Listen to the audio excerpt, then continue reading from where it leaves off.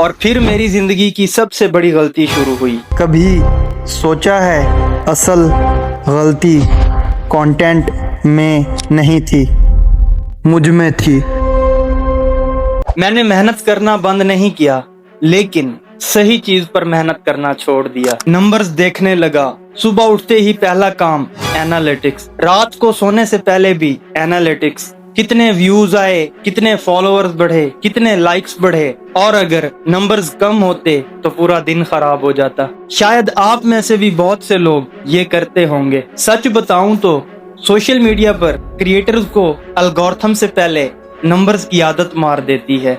जब 100 से भी कम व्यूज आते हैं तो लगता है दुनिया खत्म हो गई है। जब 1000 आते हैं तो लगता है पता नहीं मिलियन कब आएंगे, और जब मिलियन आ जाए तो इंसान सोचता है कि अगला मिलियन कब आएगा। यानी टारगेट कभी खत्म ही नहीं होता, और यहीं पे क्रिएटर अपनी असली खुशी खो देता है। एक और गलती जो मैंने की, मैं दूसरों को देखने लगा। फलाने क्रिएटर की फलां वीडियो वायरल हो गई, उसने ये ट्रेंड फॉलो किया, उसने ये वाली एडिटिंग की, उसने ये थंबनेल यूज किया। मैं भी वही करने लगा। लेकिन एक बात मुझे बहुत देर से समझ आई कि कॉपी करने से व्यूज मिल भी जाएं, लेकिन पहचान कभी नहीं मिलती। वो कहते हैं ना कि अगर तुम कुछ बनना चाहते हो तो भीड़ से हटकर चलो, क्योंकि भीड़ जो है आपको हिम्मत तो देती है मगर आपकी शनाख्त छीन लेती है। और एक बात हमेशा याद रखना, लोग ओरिजिनल को याद रखते हैं, कॉपीज को नहीं। इसीलिए अगर आप हर रोज किसी और जैसा बनने की कोशिश कर रहे हैं तो हो सकता है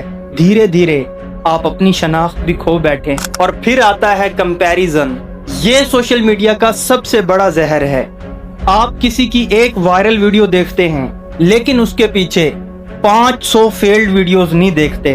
आप किसी के 1 मिलियन फॉलोअर्स तो देखते हैं, लेकिन उसके लिए उसने अपनी कितनी रातों की नींद कुर्बान की ये नहीं देखते।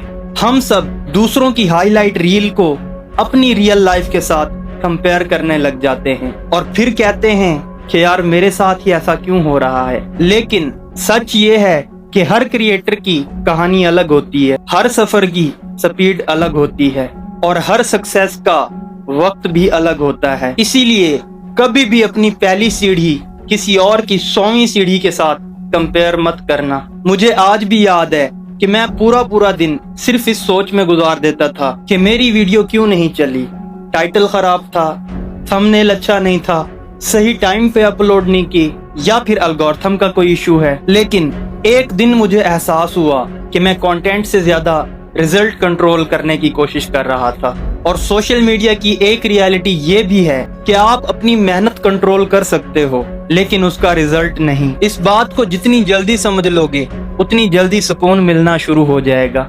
और फिर मेरी जिंदगी का एक दिन ऐसा आया जिसने मेरी पूरी सोच बदल कर रख दी। उस दिन मुझे समझ आया कि वायरल होना और सक्सेसफुल होना दो अलग बातें हैं।